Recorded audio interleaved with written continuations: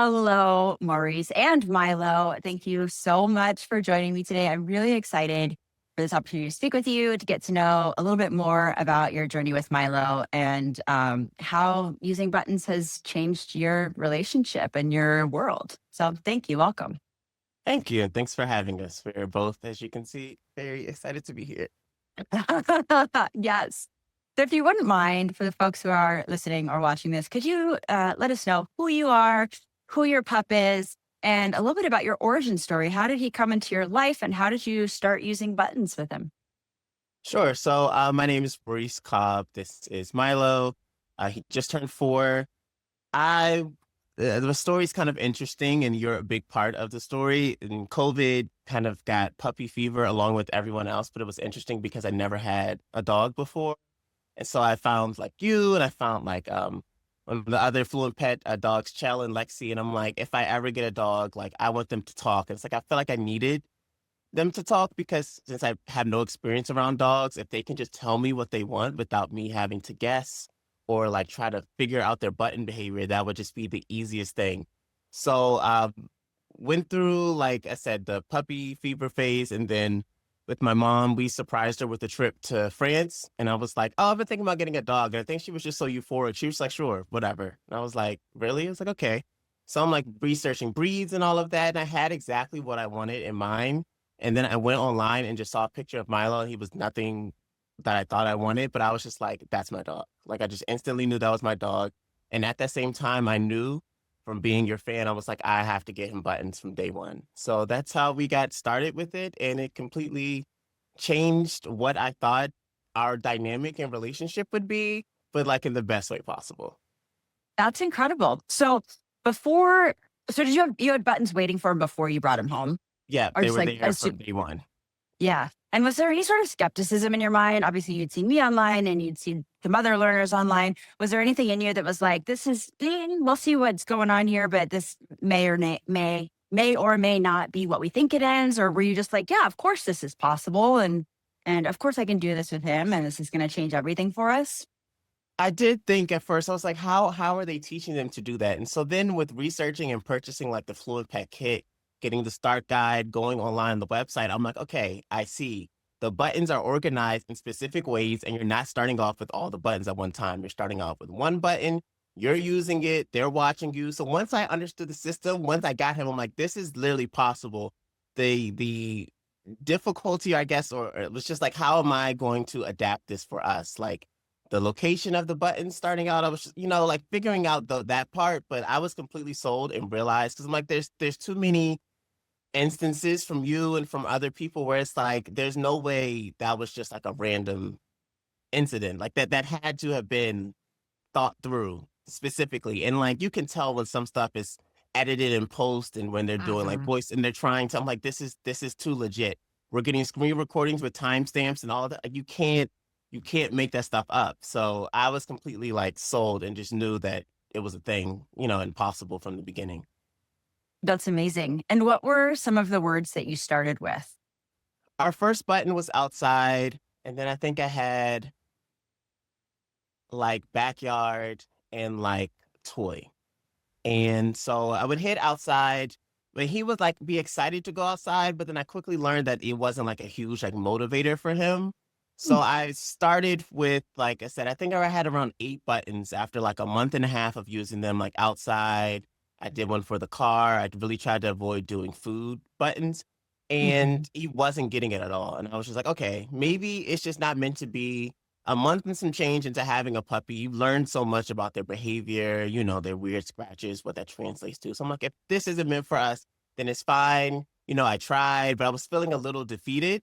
And then he knocked over like an empty protein jug that I had, and he loved just chasing it around the house. I was like, okay, well, let me just add this for a button. So I made a button for jug. And he was super excited and like enthused to use that button. And that was the button that just made everything click and grew us up to where we are now. That's incredible. And it really speaks to how important it is for us to be listening to what matters to our learners. I think at the beginning, it's pretty easy for us to think, well, I want my dog to be able to say, I love you, or I want them to tell me when they want to go outside. But maybe the individuals that we have in our home don't want to talk about those things. Maybe they want to talk about jugs. And had you not really been keyed into that and listening to what was valuable and salient to his experience, you might not have gotten as far as you have. And I think it's also like figuring out them and like where they're most active in terms of placing the buttons. I placed the buttons one time like near our kitchen because I thought it was convenient to have it right near the island. I placed it near the fireplace, and then he wasn't really active there. And then I realized when I'm sitting at the table, he's mainly behind the couch. So like, okay, let me put the buttons here. I pushed the couch as far as I could go to build out that and like that. And like you said, with mentioning with like noticing their behavior and trying to figure out things, like all of that kind of works into being successful, I think, with training pets for buttons. That's a really good point about experimenting with what location the buttons are in order to, encourage the most pressing. Now, when you were moving them around, were you sort of hoping that there might be some accidental presses that you could reinforce to encourage learning? Just like in a space where he was sort of running back and forth, or is that a place where you'd hang out together and sort of interact where he was most awake and in motion? How did that process go? Yeah, I like I said, it was like, where's it most convenient at first? It was like, where's it most convenient for me to put a button system? And so that's when I tried those initial locations. And then I realized, okay, when I'm at work, I'm sitting like at our kitchen table right there, or I'm in the living room on the couch. So I'm like, these two places are kind of anchored by this behind the couch area. And he would like sit and like hang out behind the couch. So I'm like, this makes the most sense. Just put them there. That's great. And then he ended up being able to explore and sort of, I mean, he was just using them all the time there because Mhm. it was available and you were there and he could just at his own pace sort of, Yeah. press and see what response he got based on what he was pressing. And then we were able to like modify it. I'm like, okay, if we are building this out, like there's only so much space. Like I said, I pushed the couches the furthest they can go. I was like, I could just rotate them in slowly, do everything slowly and like expand slowly. Change like I was able to figure out the freedom that I needed to like work within that space. Yeah, yeah, yeah. That's awesome. And that's where they've stayed now? They've stayed Yeah. in the same yeah. Okay, great. So, uh, has Milo gone through phases of having sort of favorite words or words that he's using, um, multiple times a day? And has that shifted over time? And what do those shifts look like? He definitely went through like he goes through obsessions with buttons. I would say like snack. It's still kind of like a daily thing, but that was like an obsession. And that was a fear of mine. And like, of course, you mentioned that in the like FluentPet guidance to not start with treat buttons. But it's almost like he gave me no choice because he was asking for things that he didn't want. And I could tell by like his body language or like he's looking at where I keep the treats that like he's wanting to Mhm. request this. And like I'm holding him back or making it frustrating because I'm like scared of trying to veer over into that territory. But it's like with children with English language, like you have to teach them words. They're going to request them a lot. You just have to learn how to curb and like that's a part of language and that's what we're teaching. So that was like a huge obsession. But then there's like just different things like locations he'll be obsessed with or like buttons will get a reaction out of me. Like when I first added the bruh button, it was literally just like I thought it would be like a fun nickname. And he realized that it's like slang and like when he's short with me or I'm saying no to something, he's just gonna bruh me to death. But yeah, it's interesting to see like how it evolves through time. Yeah. And how you sort of develop your own language between the two Mhm, of you, right? Because I'm sure he's come up with some word combinations that probably or maybe don't have meaning outside of your relationship, but mhm. within your relationship, everything has meaning. Can you tell Yeah. us about some of those combinations that maybe wouldn't mean something outside of your relationship? Um, like I said, I think like brush is very specific for us because, that's not a common button. It's not in any of like the language. I think when he would talk about like he would describe things like a snack jug is like where I keep the kibble or like for Mm. puzzles, for example, where like I had specifically made it for like a toy puzzle that he would have where you're like pushing the buttons, it goes underneath the thing, they lift their nose, like we've all seen the little circle system. Yeah. And like he's like, okay, that's a puzzle, but also like this Quizzle Kong thing is a puzzle, or like, and I had like my goddaughter over and he's seeing her bottle and he called it a puzzle. I'm like, it is kind of shaped like a Quizzle and stuff. So like it's like specific to us, but also it's just like showing like how simplified language can be, how we have so many unnecessary words for stuff where we can literally just bring it all down and just like, okay, this is a puzzle. It's just a modified, slow way of getting food out. Like, we don't need the word bottle, like the little things like that. It's just like, it's very interesting. Yeah. Yeah, that's such a good point. I think. Oh, so how many buttons does he have now? He's at like 80 something. He's like 80 something. And you think that with 80 buttons, he can communicate Hmm. so many things with you, right? That I think a lot of humans might, we might say, well, in order to communicate this really complex idea, we need all of language. And that's Hmm. just not the case, to your point. I think that especially once we start using the buttons with our learners, they become more comfortable and our understanding sort of scaffolds. Hmm. We can communicate so much because we're not just listening to what they're saying with these limited words that they have, but we start watching their bodies in new ways. We start paying attention in a different way so that maybe, this press of this one button that without any other context is completely meaningless, then paired with like looking in the direction of the treat jug or of the quizzle or Hmm. a spin or a slight tail wag. It can end up meaning something much more complex that we then have access to where perhaps before we wouldn't have without the system. Right. And like you mentioned, like there's a lot of overlap, like buttons, like descriptions, for example. Everyone's always like, we need to give him more buttons because, like, he needs like to say that he's frustrated instead of mad because he's pretty much mad all the time. But I'm like, teaching that now is difficult because that frustration is grouped in there, like he's Yeah. irritated that the fireworks are going on, so he's mad. Where we have concerned, but like there's just so much of an overlap that it's just like, what's the easiest for him that I can understand and he can get it out? Not necessarily like, oh, I want him to have X amount of buttons or I want him to describe certain things at this. It's like he's going to have his own way of talking, just like we do, and just Yeah. like understanding all of Yeah. And he doesn't need the same precision that we have because you're it. able to get to sort of the heart of the matter and address the issue, which, Hmm. yeah, which there's no issue. If you can address it Right. with the I buttons he understand. has and the body language he uses, then you're good to go. Right. Yeah. I understand. And I get it from like a viewer's perspective because like we want variety. But I'm like the instances are all like, exactly what he's saying with, I get like it would be like more exciting if we had like adding all these new buttons all the time. And it's like, we're changing up the flow of stuff, but like we're doing like lifestyle content. I'm literally just documenting his life. I'm not going out of here to like specifically be entertaining or to specifically like check certain boxes. I'm like, this is just our life and this is just what he's choosing to talk about. Like maybe there'll be some variety in there, maybe not. I can try to be creative, maybe with like what I'm posting and instead a whole bunch of mads back to back. But like if he's not talking about anything else and he's just mad, then he's just mad and that's it.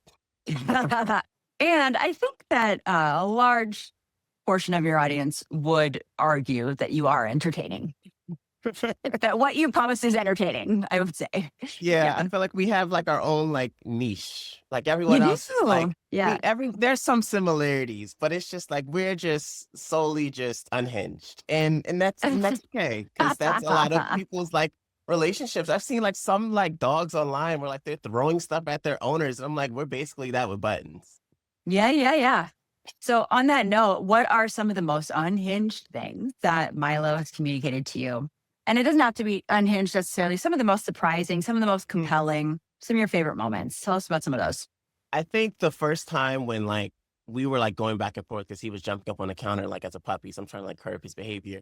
And he like was calling for his grandma, like my mom, and I'm like, "You're trying to snitch on me. Like this is not," because he's done it multiple times now, and I was just like, I never thought like certain things like that. I never thought that we'd have that dynamic where like you're understanding like a hierarchy, you're understanding like age, and you're communicating that like I'm going to go to your boss, like I'm going to go to someone else to complain about you because I don't like what you're saying to me, and I'm just like, Well, that's you've gone to insane. HR.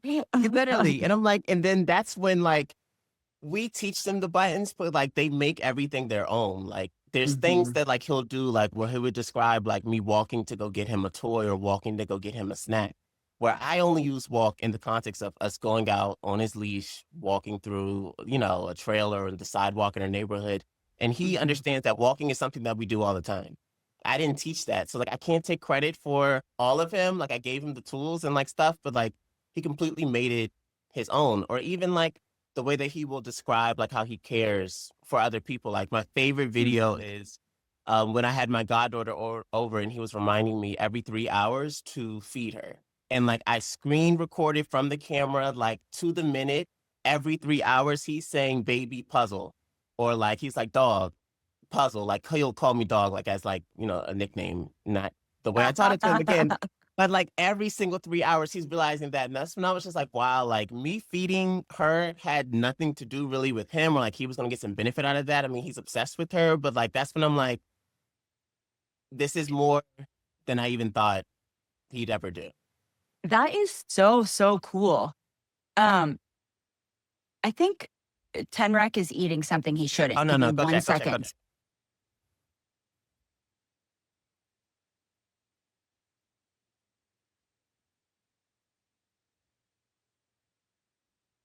Oh, it's okay. It's just a bottle. It's just a Okay. plastic bottle. It's Yeah. okay. It's Milo's like okay. recently, I mean, he just turned 4 like Saturday. And he is like in his counter surfing phase now, where he didn't do that much as a puppy. Like he was licking cupcakes. We had cupcakes and like cake for his birthday. He was licking my niece's cupcake. He ate some of my mom's breakfast this morning. And I was just like, wow, this is fun. This is like post-adolescence adolescence. Literally. Yay. Like, I'm like, are you going to start chewing shoes now? Because you never did that. Like, I'm a little like, Oh I boy. don't know what's Yeah. going on. Gonna be pooping in the corner. Oh my gosh. Like he really was such a good, like we only had like maybe 3 or 4 accidents like the whole time he was a puppy. I was Wow. also like super type A, like we need to go out every 30 minutes. I Yeah, tried to yeah. treat I tried to treat him and that didn't work because then he would fake go potty to get treats. It's just Mm. yeah, Mhm. it's a lot. But it's fun. Mhm. Well, cool. I'll be interested to see what he has to say about this Mm, new behavior, if I'm, anything. yeah, I'm concerned. Yeah, I'm concerned. So, what have been some of your biggest challenges with him as a companion and then also with the buttons? I think especially early on, it was just the amount of talking.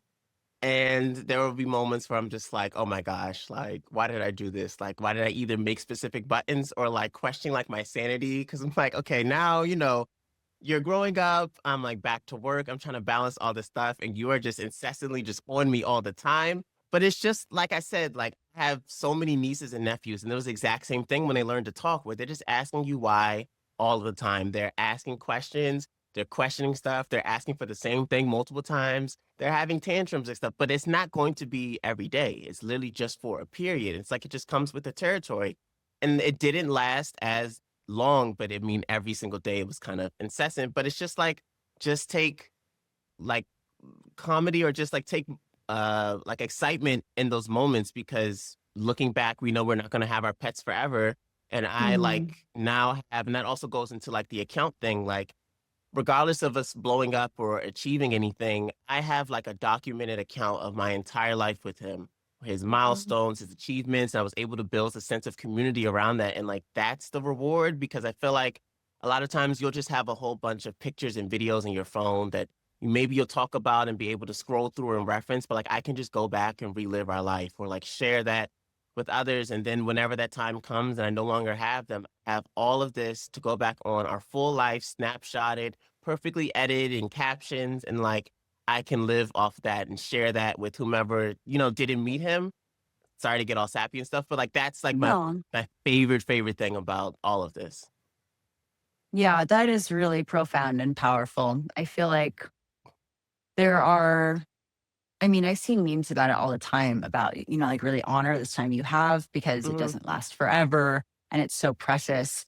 And that is one of the things about our community that we have so powerfully documented this really incredible journey that we've sort of collectively shared. And there are more and more of us on board now. But it really does feel like a revolution and sort of a turning of a tide in how we think about living with non-humans. Mhm. It's changing relationships for a lot of people and pets. And it's like, even like I said, with the sense of community, I know, I might be like frustrated or like on the verge of hysteria because he's just like doing the most. But I'm like, I know when I post this, that this will reach someone and just give someone like a moment of reprieve. I think those are my favorite comments when someone's like, I really needed this today, or the current state of everything is just like annoying. So Yeah. it's like, if I can just share what's happening within my house and that can just help you, or it can just bring a smile on your face, like I feel like it has a greater purpose than me just documenting my life almost. There's like I said, that sense of community and sharing, and like you say, bringing awareness to pets. There's so many people still who comment, which I think is just insane. Like, oh, I've never seen a talking dog before. And I'm like, do you just not have the internet? Like, I don't understand, because that's been my full reality, like since I met you and seeing Yeah. like Stella and all of that. I'm just like, they've been around forever. And like, how are we the first talking dog that you've seen? Like, that's like stuff like that like blows my mind. So there's Yeah. like that's going to spread to them, and maybe they'll start and they'll get involved, and then we'll see a different dynamic or perspective. Like, all of that is just like exciting and fulfilling at the same time. Yeah, I couldn't agree more. And I also completely agree. Like when somebody comes on my page and they're like, "Oh, dogs know words," and I'm like, "Yeah, honey. Strap Yeah, in. yeah, yeah." Because there's so many. There's hundreds of thousands of people now, and Hmm. it's something that's been so ingrained um, in sort of our daily lives that I think it feels quite obvious to us. But there are still a lot of people who have this sort of idea of dogs and cats or companion animals just like being these sort of like the fluffy companions that we feed once a day and walk once a day. And Hmm. here we are, this whole other community that's like, wow, our dogs have like preferences and feelings and they want choice and we allow them to boss us around a little bit and sort of have built this reciprocal relationship where the scales are a little bit more balanced and that feels really potent. Yeah, and it's like people are always saying, I would never do that because it seems like a headache or something. And I'm like, your dog is going to be bossy regardless. Like, they're going to Yeah. bark at you. They're going to smack your phone out your hand. They're going to do little things. So, I mean, like for me, I'd rather have words than like, barking and nudging and stuff. Everyone has their own thing, but I'm like, they're still going to have a personality. They're still going to display things to you. It's just whether or not you choose to have it be words or a combination of other things. Yeah, that's a really good point. Would you say Milo is using the buttons just as much now as he did when he was a little bit younger or more differently? I would say differently. I think, like I said, once he like realized the system and like, oh, this is like my magic board that I can just, say however I feel like he was very active on it. But I also feel like I was more reliant on him communicating things with me than like learning and understanding him. Like now it's like, okay, I can tell, like you're ready to go outside, or like you're really itching to play right now just based off of how you're moving and stuff. So I'll like anticipate and also do it ahead of him asking, which I think also now prompts like he'll just start off mad or just start off with an attitude and like calling me a stranger and just going off. And I think he's like, why didn't you realize that I need a snack right now? Because he can, he's understands that I anticipate some needs. So he's just like, no, we need to go. Stranger, let's leave. And I'm just like, wow, That's hilarious. Okay, sir. Yes, got it. Exactly. Yes, that's boss. so funny. Yes, that's so funny. So how how do you work buttons into your sort of everyday routine? Is it mostly Milo that's like initiating or saying he's mad and then you're like, okay, I'll figure out what you need? Or are you over there modeling periodically and asking? What does it look like in Yeah, your it's household? definitely shifted since it's been almost 4 years now. At first, I would say like the first like year and a half, almost 2 years, we were like using them in tandem because that's also a part of their learning. And like as Mhm. I add buttons, if I add a button, I'll definitely like model where it is. But he's gotten to the point now where I can just push the button and like I place it strategically where it's not surrounding other things so he can understand it. And I only need to do a couple presses and then he'll just start putting it in rotation. I feel like it's pet specific. So like there will be times where like I know if we're going to daycare or something, I'll hit the daycare button. It's just also because I like to see his reaction and like versus audibly saying it.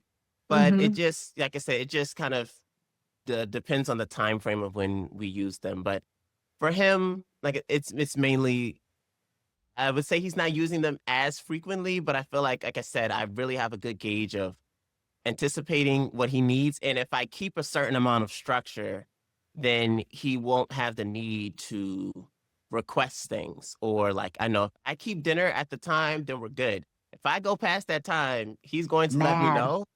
I'll try to like trick him, like, oh, let me see if I can stretch this out some. And it never works. So then that's when he's talkative. I've also noticed now, especially since he's gotten used to like my work schedule, he has like, I say like office hours where he talks in the morning up until like 9, and then he's good until like 4 p.m. to like 7. That middle of the day stretch, he's just laying around, chilling, not saying much at all. Like he'll completely just avoid the buttons, like they just don't even exist, and I'll be upstairs right next to him because he just doesn't need to say anything, and then he'll get like his spicy hour and stuff like that. And I think that Spicy hour. spicy hour, it's like when kids have the witching Mm. hour. I'm like, that's a spicy. Yeah. Most of our arguments are between like the hours of 4 and like 7. Like that's when he's just like, I'm my full personality. I have napped during the day, and like let's just go at it. So I'm just trying to figure out ways to curb out his energy, which never works. Like, oh, let's go on a really long walk, or let's have a really long play session, and maybe he won't be spicy with me, and that just it doesn't work.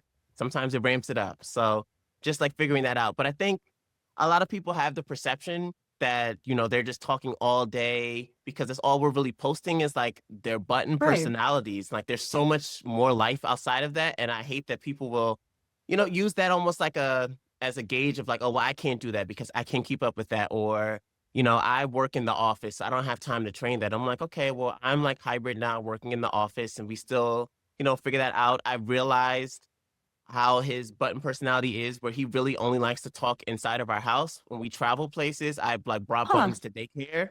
He did not use them at all. I brought buttons when it had somebody to sit. He doesn't want to use them when we were traveling for stuff. I would bring a small board. He only wants to use them inside of our 4 walls. But inside of your full four walls, he'll use them with other humans, right? Yeah, so use them with other humans or describe other things. But like if I try to Yeah. take them to another location, no. That's so interesting. What did you Mhm. have a sense of what that might be about? It might be like a comfortability thing, I'm thinking. I mean, because I'm also a homebody, and so I'm rarely traveling with him, not that often, because usually I'm just like Yeah. crazy abroad and I have to like board him somewhere. Like he goes with like his same sitter or with daycare. So I think that that's it. I'm pretty much a homebody. So when I do have like, we might do like a FluentPet meetup or something, I'll bring his buttons. He's not using them. He's just like, I'm traveling with you. What are we doing? Like there's other things for me to be excited about. And just Yeah.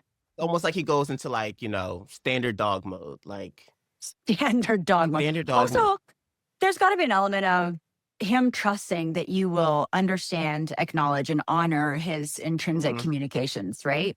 mhm, Because and that's, I think I mean, I think that's, no, I was gonna say, like, he's also, like he's such an extrovert, especially in public situations where, like, I'm not, so he's just excited to be anywhere, and when he's, like, outside of me, I think a lot of our button personality is that. It's like, I think he gets bored with me because he's with me all the time, and I'm at home and all of that, so as soon as there's something else going on, he's just like, I'm gonna focus on that. Like, he's at daycare, he's like, "I have my own life here. I don't need to talk to them with buttons." You know? They're good, so So dad needs it. Nobody else needs it. literally, and like like all of his like daycare family, they'll like comment or like they're like, I don't understand. I'm just watching your videos. Like that's a completely different dog than the dog that comes here. And I'm like, that's Hmm. insane because that's all I know is his behavior here, even without the buttons. And like, no, he's a completely different dog. Like he's like, I'm like, okay, maybe he just doesn't like me. He likes you all more, and that's fine. He's a model citizen outside of the house. Then great. That works for me. Oh, that's perfect. That's like the ideal scenario. Hmm. Perfect citizen outside of the house, and then just like roasts you all night long. Yes, all night long and calls me names and tries to snitch and all of the above. I love it. That is perfect. Y'all need your own TV show, 100%. Let's make that Oh my, happen. I couldn't even imagine. I'm like, even having like a crew around, if there's someone else around, he doesn't care about talking. He's just like, what do you smell like? Can I kiss you here? What do you like? What does your ear taste like? Like he doesn't. Mm. So that I don't know how that would ever work. And that's always everyone's Hidden favorite part. cameras, Yeah, it would have to right? be Hidden, all cameras because yeah, there's no hidden way cameras. anyone in the house, he's just like gonna hyper focus on them. That's really funny. I wonder, if you think after a time though, there'd be like a level of comfort that was established where he could get back into the routine of like roasting and requesting and all of that, or is it just a thing between you and Milo? I think it just depends. Like if someone else comes over and like they're settled, like it takes them a really long time to calm down if you come to my house. I have to. I always like I lock the humans behind the gate because Yeah, he's yeah. just like I gotta get at them. I gotta say hi. Like even my nieces will come over Yeah. and it's like you just saw them yesterday. It's the Oh, same people. So like once he calms down, then he'll turn into like his normal self and like he'll comment yeah. on what you're doing. He's gotten really snippy with my sister a lot, which is very fun for all of us, not so much for Hmm. her. So he'll turn to himself, but it just take him time to just like kind of calm down and settle. Like, okay, you're here, I get that, and now I'm gonna go back into like my home mode. Yeah, yeah, yeah.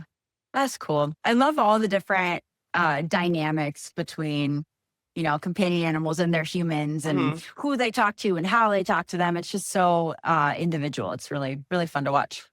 Yeah, and it's like that was also some of the surprise where it's like I thought that, I give him the same buttons that like Bunny has. I'm like, okay, well maybe he'll describe, like me as a human. So let me add a human button. But no, he only calls me a human after I've already said something, and he's like, I'm mad human. I'm like, that's not how Bunny uses it. Why are you doing that? But like you said, they are literally individuals. They have different levels of interest and stuff, and like the buttons are really Hmm. gonna bring that out. And I think that's the surprise of it. People think they know their animal without buttons, and like, oh, my dog's Hmm. gonna be exactly like Milo because they're so snippy and they bark at me and they're like very. I'm like, well, he's not like that actually without buttons. He's pretty chill. He doesn't bark at all at any humans. He only barks at animals. So like there's nothing about his non-button personality that translates over to this. He's literally the happiest boy ever. And then he just gets on here and he's just like, no, I have a voice and I'm going to use it. And like that's the surprise. So until you do it, you have no idea. Like you can't even fathom what their button personality is going to be like because you don't know. That's internal to them, and then they'll let you know. Yeah, that's so interesting. And that's such a good point. Yeah. Yeah, truly. I wonder how many other members of the community have these learners that are like away, right? Like, this is who I think this, you know, animal is. And then they're given buttons, and people's minds are just like, I had no idea. Do you think that would be like a large portion of the community?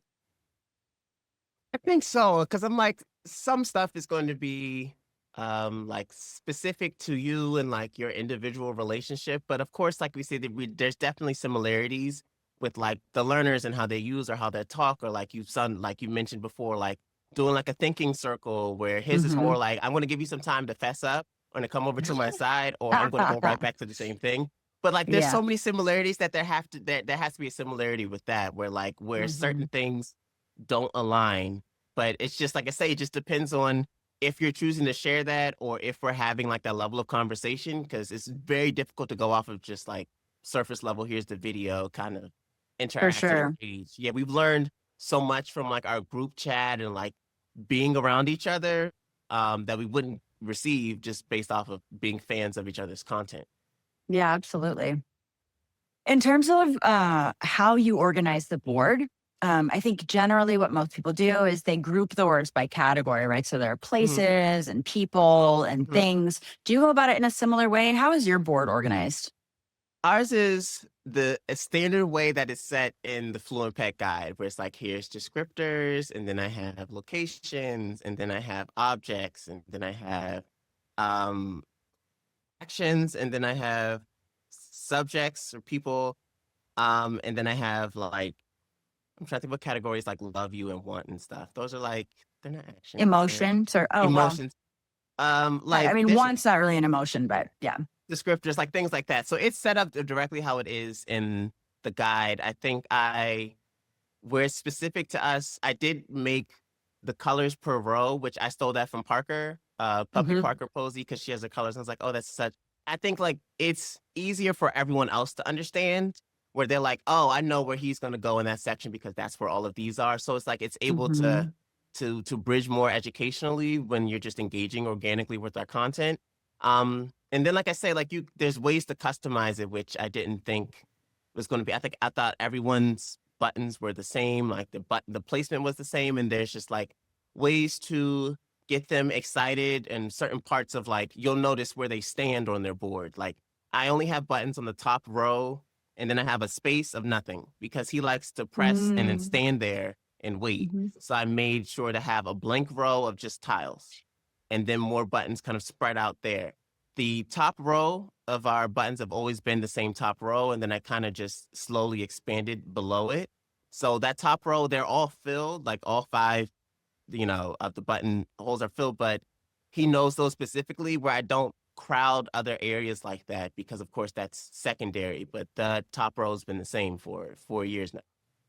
That's really cool. So you haven't moved much around. You've just sort of gradually expanded Hmm. and then created that sort of standing space for him as you learned how he liked to use the buttons. Right. And I just kind of slowly rotated them in versus they were kind of like on an angle just because I was running out Mm. of space. And like the couches they can't go anymore. So I was like, I can just go this way Yeah, and yeah. they can, It's like a little console yeah. now. And then I noticed like once I started turning them in, he was more active because I think he realized he had more space because he was kind of competing with the couch, being behind the couch area. So Yeah, that helped him yeah, to just, he has more space to move around and to get to buttons quicker and things like that. yeah. And if you think of it sort of as like one of those ergonomic keyboards, right? It's a Hmm. lot easier to sort of function in this area than to have to go like all the way over there and all the way over there. Hmm. So that makes a lot of sense intuitively to me. I'm glad that's worked out for you. It's always interesting, like you mentioned, Sasha and Parker's board, which has Hmm. gone through several iterations, and it's really cool to see how people arrange the buttons based on how their learners use them and the differences between how dogs and cats use them, and it's cool. It's cool to see. Hmm. So it sounds like, I mean, you started using these right away as soon as Milo came home. So you might not have a huge basis of comparison between what he was like before buttons and Hmm. now. But do you think this has changed how your bond has grown over the years? Do you think your relationship would be different without the buttons? I think it would be different. I think it's like I feel like the buttons unlocked his personality, but I feel like the buttons showed like how much he pays attention to me and like the similarities in that. Like I'm very snarky, but it's kind of like secretive almost. But he's picked up on that specifically, or the way that I use words. He uses the words the same way. So I think it just unlocked it, but like you said, I don't know anything else but this, and, like, I'm so Hmm. glad that I have this, and this is also, like, my first time, like, bonding with an animal on this level, and it's just made it, like, almost distinctly us, but then just like a deeper level, and not a lot of guesswork, which that's what I initially wanted, but then I got a lot of what I wouldn't say I didn't want, but I didn't think would be a thing. Like I really did not think we would be in here, arguing the way that we do. But it's insane because that's really like my personality secretly, and now it's just unlocked through him. There's so many similarities with like old me or like little me and how like impatient I was. It's like a Mm. child. It's just like that's insane. Yeah, it's like you sort of get to nurture that younger version of yourself in him and also have a little banter.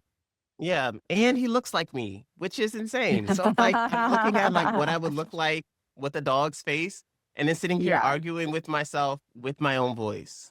Oh, like It's he's like, yep, that's it's right. That's exact right. insane. Oh, that's amazing. It is. It is. That's so cool. So, looking forward, are there any interesting, fun, new, necessary concepts that you're looking to add to the board now that you're actively working on? And what are the next couple of years? What do those look like for you? Yeah, I think I had a list, and I went through the list and, like, prepping for this of, like, buttons that I wanted to add, and there's only, like, 2 or 3 more. I think, like, I what he's done and what he's achieved is more than I thought was gonna be possible. I can't think of anything else I'd rather, like, modify or change. Yeah, I think we've accomplished so much, and it's, like, built so much and grown so much that I am satisfied and ecstatic and happy that it's gotten to this point, and just really proud that he was able to make this his own and, brought, like, purpose that I didn't know I needed in terms of like Mhm. content and all of that. It was such a stale period. I felt like personally, and it just unlocked so much and like made me more comfortable. And that's like translated over to work. And I'm having to do like more talkative things or like be more creative with like editing. And like it's just unlocked another skill set for me that it's like I couldn't have asked for anything more than this. That's amazing. If there were one thing that you wish you'd known before you started that you could impart to anyone who's watching or listening this, um, about how to get started or what to avoid or a best practice, tips and tricks, what would that be? I would say if I could start over, I wouldn't have started with buttons from day one because I Mm. think I would have benefited more from just learning him and then learning Mm. what's like important and a priority to him. I think, especially this being like your first dog and you already have to deal with all that crazy puppy energy. And it almost felt like I'm stressing myself out, like I'm trying to get the buttons and see get him to watch me and like while just still tending to him and making sure he doesn't have a potty accident and like dealing with more from day one. And that was just a lot for me because I never had a pet before. So I would have taken like a week or two, learn him, learn what are his favorite toys, and then prioritize that because I experienced a month and a half in where I'm ready to give up on this because he's not really making any progress at all. I'm feeling frustrated and feeling like this is like a failure. And it took for him to show me what button he needed, or I would say like him making his own button with that toy jug that he would chase around the house. And that's the button that made everything click. So I think maybe if we had a little bit more time and I realized, oh, this is his favorite toy or his favorite game, and I started with that, then that would have been, like it would have unlocked things faster and like personally for us, maybe taking out some of the frustration. But I also see why, it's important to just kind of set a precedence as well. I think it can go either way, but I was like, it's very user specific. We have so many in our community who started with buttons with pets who are like 8 and like Billy was like 11. Yeah. And you have, like I say, that learning curve already down and you're just adding buttons to that. Yeah. So if I were to distill that, I think what I heard you say was really take the time to get to know the individual Mhm. and what's important to them. So just Yeah. listen. Yeah. And I'll say, especially if you're like me and lived your entire life away from pets, there's so much of like a culture shock that maybe starting out with the buttons, keeping it in mind, and I think like modeling from day one, where you're speaking Hmm. specifically and what you know are going to be buttons. I didn't fully understand that until I started with the process. I was just kind of like, oh, let's go outside, instead of just like leading and like just simplifying the language to take out like all these Hmm. prepositions and stuff that we don't need and like they'll focus in and hear that and then when you go to add the buttons then they already have like a framework of everything because you've highlighted specific words that will align with the buttons and what the buttons will be. I love that. Super clear. Yeah. And that clarity is so important because you really want to be sharing the language at first and you want things to be as easy to understand as possible. So that's Right. beautiful advice. Yeah. And I felt like especially at first like the buttons were going to like not make or break us, but like the buttons were like going to be a primary point of our lives where it's like it is they will unlock a lot, but like there's like life outside the buttons. And I think you get so excited and wanting to start with the buttons and you want to hear what they have to say. You want to see who they're similar to based off of content creators that you've seen. And you'll hyper focus on that. And when that doesn't happen or it's not instantaneous, you feel like a sense of like either failure with you or failure with your relationship or failure like you can't get your pet to like understand it and like you can go through like a myriad of emotions where it's just like the buttons will enhance, they're like Hmm. not the primary punch. Like we all have separate lives with our pets outside of this. We have a whole other life going on with them and they have a whole other like dynamic that we just don't highlight because we're primarily like button creators. But yeah, like shifting that mindset, I think would help anyone kind of starting out. I love that. That's beautiful. Thank you. My last question for you. What is your most controversial opinion about buttons or behavior?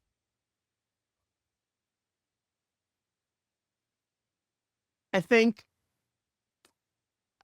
I think that there's like two things going on. I think there's people who are trying to really display and highlight their relationship with their pets. And I think that there are people who are just in this because they want the numbers and they want deals and they want like, like the monetization of it all. And I feel like they have created a like, a conversation or a dialogue of like, oh, well, pets are just going to be solely entertaining and I'm just going to have 5 seconds of my pets cursing me out and just to get the clicks and all of that. And I'm like, this is deeper than all. Like, if you have 5 buttons and all the buttons cuss, that's going to fit any context of any situation going on. And I think you're missing out on that, and you kind of become stuck in a rut. So I would say like that's really where that like I hate when people like everyone knows now like don't send me certain people that we know because I'm just like that's not real. And what's real? It's funny too, but like you can find funny in like a legit taught situation with like different emotions. The way that he uses human is hilarious because he only uses it when he's mad at me, and that's just as funny as like cursing buttons. So it's just like I feel like it's grown into something that it's become more entertaining than it needs to be, and it's just like not the point of any of this. The point is to Mhm. understand and to unlock and to deepen your relationship. Your pet cursing you out isn't really deepening anything. Amen. Yeah. I love that. I couldn't have said it better myself. That's beautiful. I want to thank you so much for taking the time to speak with me today. This has been a really fun conversation, and I feel like I've gotten to know you and Mylo on a deeper level. So thank you for joining me. Of course, thanks for having us. And this was definitely fun. And I'm excited also that people will know that we know each other because they're always tagging you in our videos like, oh my gosh, what about Bunny? You have to see this. I'm like, we know each other. We follow We each other. friends. We Yeah. posted together. Like we've been in Yeah. Yeah. interviews. I'm just like, we know each other. So like that'll Yeah. like let them know that we are all a community. We are my favorite community of all time. Absolutely. Subscribe.